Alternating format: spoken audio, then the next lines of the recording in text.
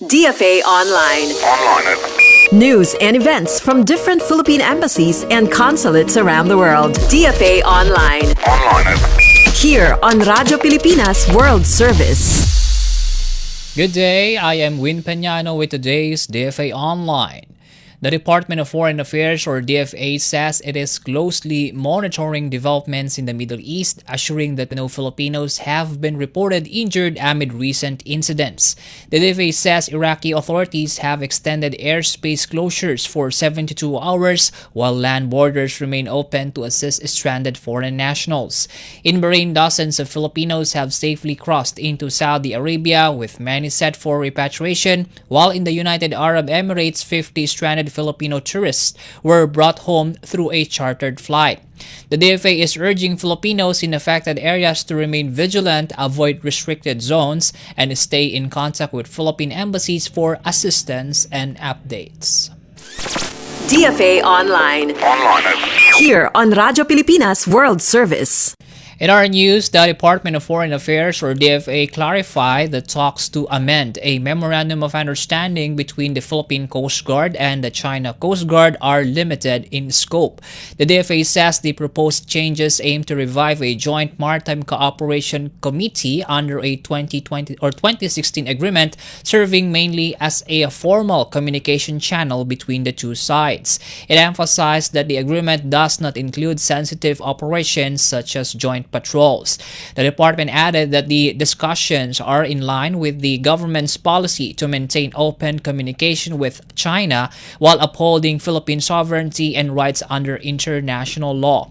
Officials also assured that negotiations are being conducted through proper diplomatic channels with full oversight from key government agencies.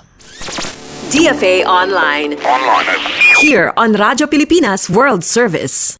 More news from the DFA. Foreign Affairs Secretary Maria Teresa Lazaro has sworn in new commissioners of the UNESCO National Commission on the Philippines and convened its first meeting in a decade. The gathering brought together representatives from government, academia, civil society, and the private sector to advance key priorities in education, science, culture, and communication. Lazaro highlighted the Commission's role in promoting Filipino heritage, strengthening international cooperation, and supporting sustainable development. Discussions focused on the country's nominations to UNESCO programs, including World Heritage Sites and Creative Cities, as well as efforts to boost global recognition of Philippine initiatives.